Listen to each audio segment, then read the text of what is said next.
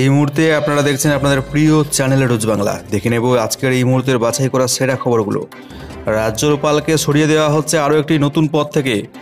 সেই পদে আসছেন রাজ্যের শিক্ষামন্ত্রী। বিরাট বড় সিদ্ধান্ত রাজ্য সরকারের রেশন ব্যবস্থা নিয়ে। 8ই জুন থেকে বিরাট বড় সিদ্ধান্ত, রেশন ডিলারদের বন্ধ হতে চলেছে এই পরিষেবা। বিস্তারিত আপনাদেরকে জানতে হবে। এছাড়াও আইপিএল নিয়ে যোগী আদিত্যনাথের সরকার নিয়ে বড় সিদ্ধান্ত। অপরদিকে পরপর দুটো বিরাট বড় দুর্ঘটনা ঘটে গেল রাজ্যে। অন্যদিকে অভিষেক বন্দ্যোপাধ্যায় দিলীপ ঘোষের বিস্ফোরক মন্তব্য। রাজ্য জুড়ে জল্পনা, কয়লার ঘাটতি। সেপ্টেম্বরের মধ্যেই ব্যাপক ঘাটতি দেশে কয়লার। বিদ্যুৎ সংকটে পড়বে গোটা দেশ। বিস্তারিত প্রত্যেকটি আপডেট থাকছে আপনাদের জন্য। এছাড়া আধার কার্ডের সঙ্গে মোবাইল লিঙ্ক, আধার কার্ড সংশোধন নিয়ে বিরাট বড় সিদ্ধান্ত নিল মমতা বন্দ্যোপাধ্যায় সরকার। বাংলা সহায়তা কেন্দ্র নিয়ে রয়েছে বিরাট বড় একটি আপডেট। কেমন থাকবে রাজ্যের আবহাওয়া উত্তরবঙ্গ থেকে শুরু করে দক্ষিণবঙ্গ জুড়ে, বিস্তারিত ওয়েদার রিপোর্টটিও জানাবো। তার সাথে সাথে পিএম কিষাণ প্রকল্প নিয়ে বিরাট বড় সিদ্ধান্ত। মাত্র 2 দিন হাতে সময়, করতে হবে আপনাকে দ্রুত এই কাজটি। বিস্তারিত জানতে শেষ পর্যন্ত জুড়ে থাকুন রোজ বাংলা ইউটিউব চ্যানেলের পর্দায়। সেপ্টেম্বরের মধ্যেই কয়লার ব্যাপক ঘাটতির আশঙ্কা দেশ জুড়ে। বিদ্যুৎ সংকটে পড়বে দেশ। এ মাসের শুরুতেই দিল্লি সহ বহু রাজ্যেই বিদ্যুতের সংকট দেখা দিয়েছিল কয়লার ঘাটতি ঘিরে। চলতি বছরের সেপ্টেম্বরের মধ্যে অর্থাৎ তৃতীয় ত্রৈমাসিকের মধ্যেই দেশে কয়লার চাহিদায় ব্যাপক ঘাটতি দেখা দিতে পারে, এই আশঙ্কাই তৈরি হয়েছে। অত্যধিক বিদ্যুতের চাহিদার ফলে এই সংকট দেখা দিতে পারে বলে মনে করা হচ্ছে। দেশের বিদ্যুৎ মন্ত্রকের এক অভ্যন্তরীণ রিপোর্ট থেকে সংবাদ সংস্থা রয়টার্স এমনটাই জানতে পেরেছে। এই রিপোর্ট থেকে জানা যাচ্ছে, কেন্দ্রের আশঙ্কা কয়লা সরবরাহের তুলনায় চাহিদা 15% বাড়তে পারে। ফলে সব মিলিয়ে 4,25,00,000 টন ঘাটতি হতে পারে কয়লার। অত্যধিক চাহিদার পাশাপাশি কয়েকটি খনি থেকে কয়লার যোগানে ঘাটতিতে এই সমস্যা দেখা দেবে বলে মনে করা হচ্ছে। ভারতে বাৎসরিক বিদ্যুতের চাহিদা অন্তত 38 বছরের মধ্যে সবথেকে দ্রুত হারে বাড়ছে। এই সময়ে এই আশঙ্কার কথা জানা গেল।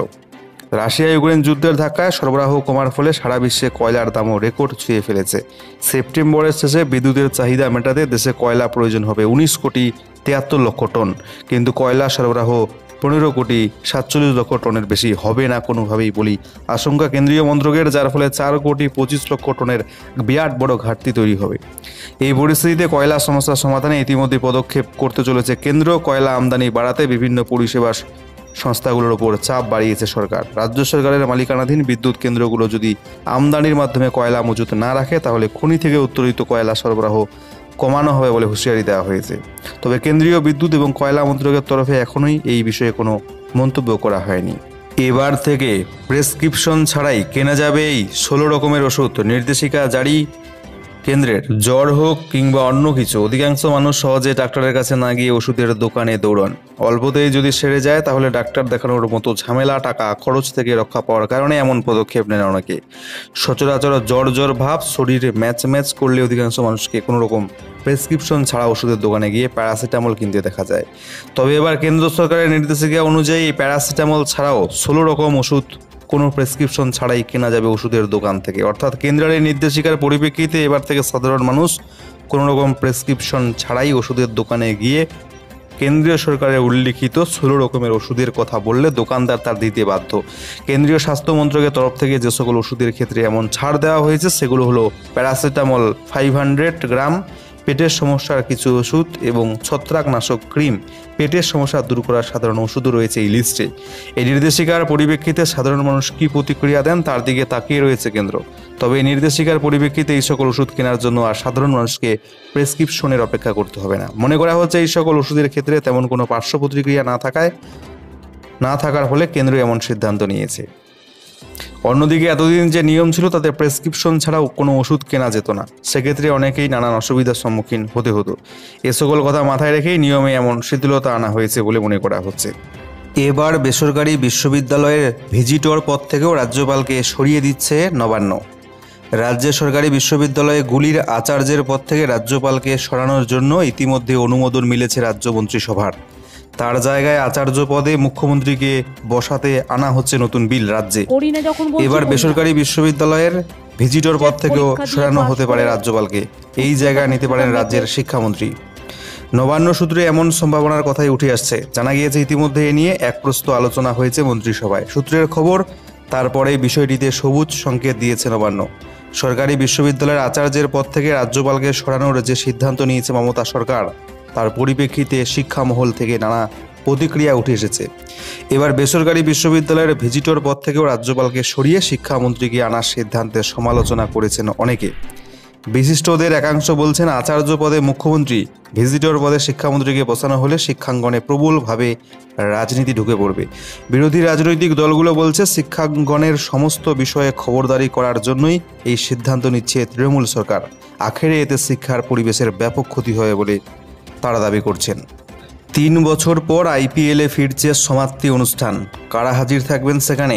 জমকালো অনুষ্ঠান হতে চলেছে। করোনা অতিমারির কারণে 2020-2021 সালে সমাপ্তি অনুষ্ঠান করা সম্ভব হয়নি, এবার তা ফিরতে চলেছে। থাকার কথা নামি দামি ব্যক্তিত্বের আইপিএলে ফিরছে এবার সমাপ্তি অনুষ্ঠান। 3 বছর বন্ধ থাকার পর আইপিএলে আবার দেখা যেতে চলেছে সমাপ্তি অনুষ্ঠানের। শেষবার 2019 সালের আইপিএলে উদ্বোধনী এবং সমাপ্তি অনুষ্ঠান দেখা গিয়েছিল। করোনা অতিমারির কারণে 2020-2021 সালে উদ্বোধনী এবং সমাপ্তি অনুষ্ঠান কোনোটাই করা সম্ভব হয়নি। এবার উদ্বোধনী অনুষ্ঠান না হলেও সমাপ্তি অনুষ্ঠান ফিরতে চলেছে। ফলে রবিবার আহমেদাবাদের নরেন্দ্র মোদী স্টেডিয়ামে গুজরাট টাইটান্স এবং রাজস্থান রয়্যালস ম্যাচ শুরুর আগে জমকালো সমাপ্তি অনুষ্ঠান দেখা যাবে। উল্লেখ্য, ম্যাচ শুরুর সময় ইতিমধ্যেই 7:30 থেকে পিছিয়ে রাত 8টা করা হয়েছে। জানা গিয়েছে, বলিউড তারকা রণবীর সিং এবং সঙ্গীতজ্ঞ AR রহমান সমাপ্তি অনুষ্ঠানে পারফর্ম করবেন। ঝাড়খণ্ডের বিখ্যাত ছৌ নাচও দেখা যাবে সেই সমাপ্তি অনুষ্ঠানে। ছৌ নাচে পারদর্শী এরকম 10 সদস্যের একটি দল বোর্ড ইতিমধ্যেই বেছে নিয়েছে বলে জানা যাচ্ছে। বোর্ড সভাপতি সৌরভ গঙ্গোপাধ্যায়, সচিব জয় সাহ, ভারতের অনেক প্রাক্তন অধিনায়ককে ফাইনালে উপস্থিত থাকতে দেখা যাবে। বোর্ডের বিভিন্ন আধিকারিকরাও হাজির থাকবেন।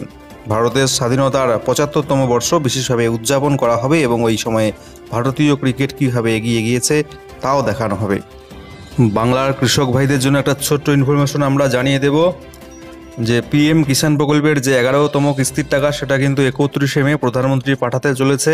31শে মে সকাল 9:30টায় কিন্তু প্রধানমন্ত্রী সেই টাকাটা পাঠাতে শুরু করবেন। সমস্ত কৃষক ভাইদের ব্যাঙ্ক অ্যাকাউন্টে সেই টাকা ঢুকতে শুরু করবে 31শে মে থেকে।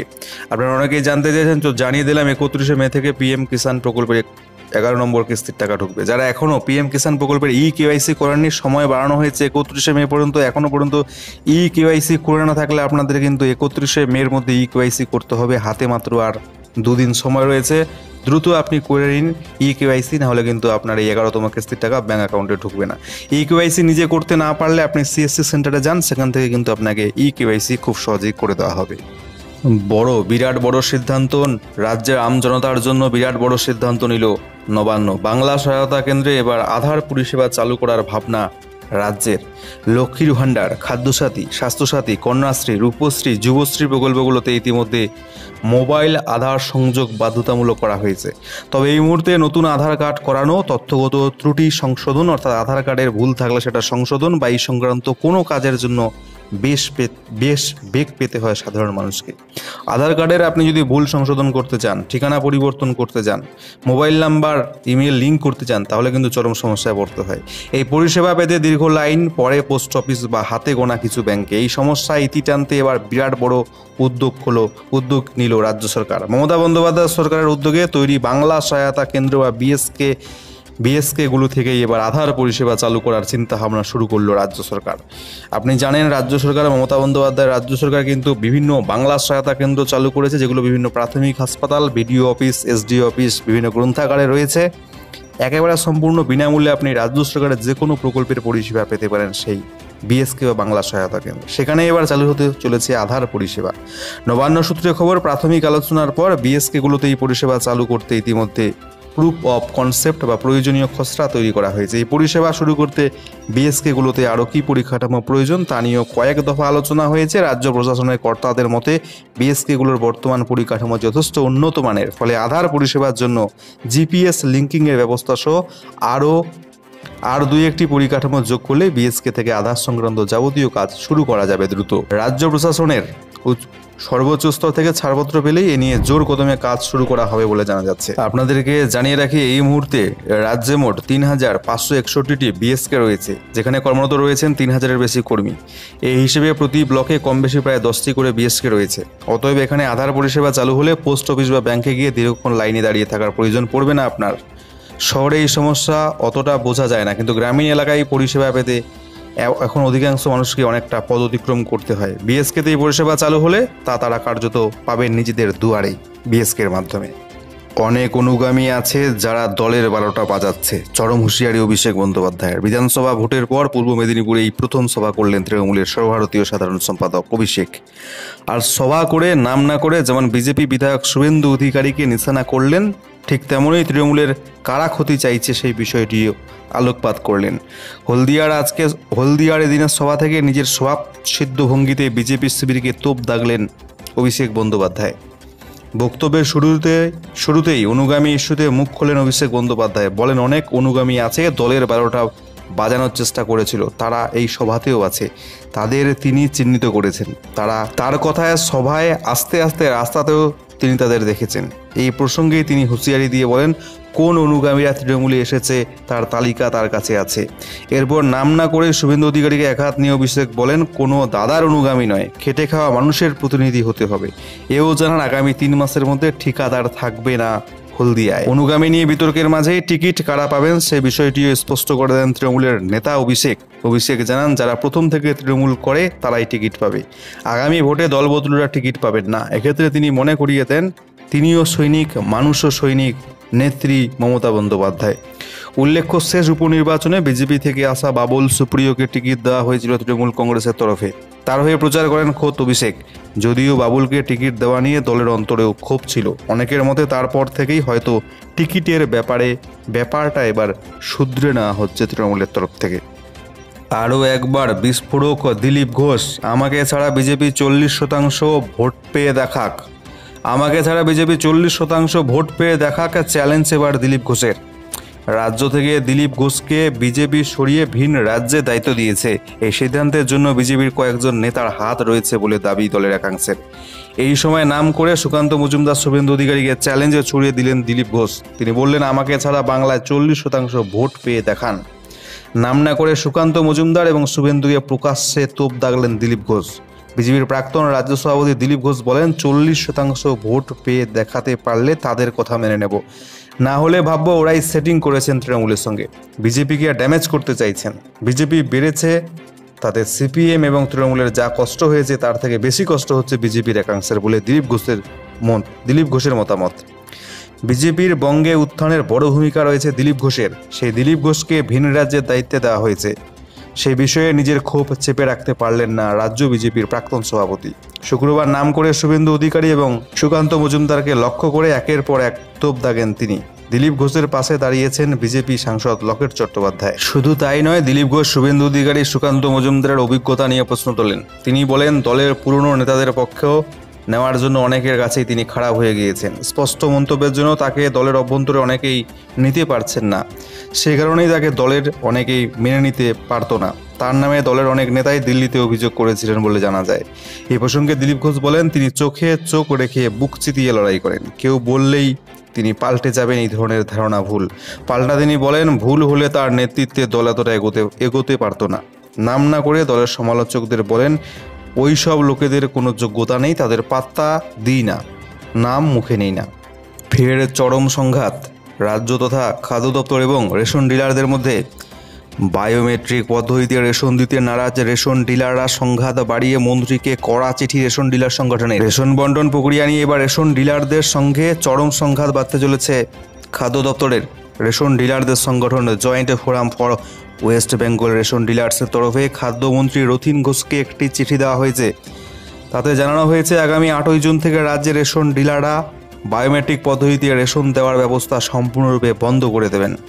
বর্তমানে রেশন বন্টন পরিষেবায় স্বচ্ছতা আনতে বায়োমেট্রিক ব্যবস্থার মাধ্যমে গ্রাহকের আধার নম্বর এবং নথিভুক্ত মোবাইল নম্বরে আসা ওটিপি যাচাই করে রেশন দেওয়া হয় গ্রাহকদের। এখন ইপোস যন্ত্রে নেওয়া গ্রাহকের আঙুলের ছাপের মাধ্যমে রেশন গ্রাহকদের আধার নম্বর যাচাই করা হয়। এই প্রক্রিয়া কোনো কারণে সম্পূর্ণ না হলে গ্রাহকের নথিভুক্ত মোবাইল নম্বরে আসা ওটিপি প্রয়োগ করা হয় ইপোস যন্ত্রে। ওটিপি নম্বর মিলে গেলে দেওয়া হয় গ্রাহকদের রেশন। কিন্তু এই দুটি পদ্ধতিতে আগামী 8ই জুন থেকে বন্ধ করার সিদ্ধান্ত নিল রেশন ডিলাররা। তবে রেশন ডিলারদের এমন হুমকি সত্ত্বেও নিজেদের অবস্থান থেকে সরতে নারাজ খাদ্য দপ্তর। তাদের কথায় রেশন বন্টন পরিষেবায় স্বচ্ছতা আনতেই আধার নম্বর বায়োমেট্রিক ব্যবস্থায় যাচাই করা হয়।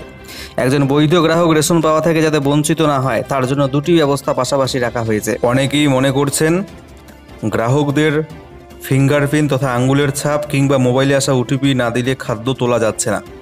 ফলে এখন রেশন ডিলাররা দুর্নীতি করতে পারছেন না আগের মতো। যে রেশন গ্রাহক রয়েছেন তিনি আঙুলের ছাপ না দিলে রেশন তোলা যাচ্ছে না এবং সম্পূর্ণ রেকর্ড তথ্য কিন্তু থাকছে সরকারের হাতে। ফলে দুর্নীতি তারা কিন্তু আর করতে পারছে না। সেই জন্যই তারা এখন নতুন সিদ্ধান্ত নিয়েছে যে 8ই জুন থেকে তারা এই পোস্ট যন্ত্রের মাধ্যমে অর্থাৎ আধার ভেরিফিকেশনের মাধ্যমে মোবাইল আসা ওটিপির মাধ্যমে এই দুটো পদ্ধতি তারা বন্ধ করে দিচ্ছে। এবার দেখার 8ই জুন থেকে কী পরিস্থিতি সৃষ্টি হয়, পরবর্তী আপডেট জানার জন্য আমাদের সাথেই থাকবেন। গ্যাস সিলিন্ডারে বিস্ফোরণ, অন্ধ্রপ্রদেশে 3 বছরের শিশুসহ মৃত মোট 4।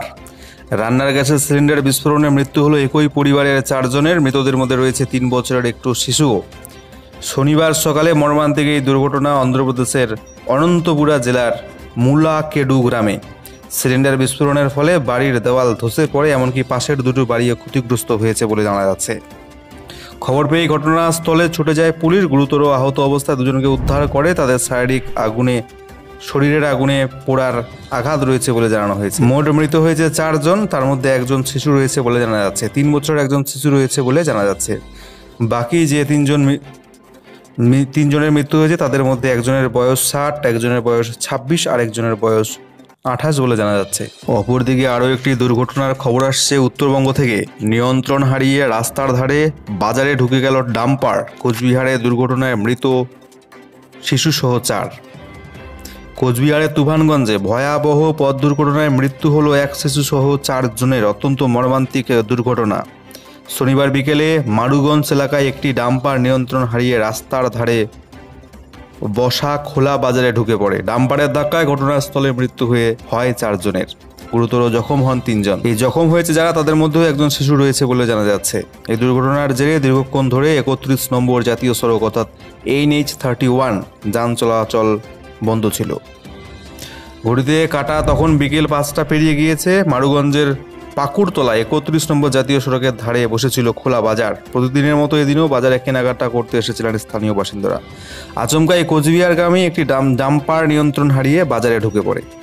সর্বশেষে রাজ্যের ওয়েদার রিপোর্টটি আমরা জেনে নেব। শুরুতেই চোখ রাখছে উত্তরবঙ্গের জেলাগুলোর দিকে। আজকে উত্তরবঙ্গের প্রায় সমস্ত জেলাতেই, দার্জিলিং, জলপাইগুড়ি, কালিম্পং, আলিপুরদুয়ার, কোচবিহার, উত্তর দক্ষিণ দিনাজপুর, মালদা জেলাতে হালকা মাঝারি বৃষ্টিপাতের সম্ভাবনা, সাথে বজ্রবিদ্যুতের সম্ভাবনা রয়েছে।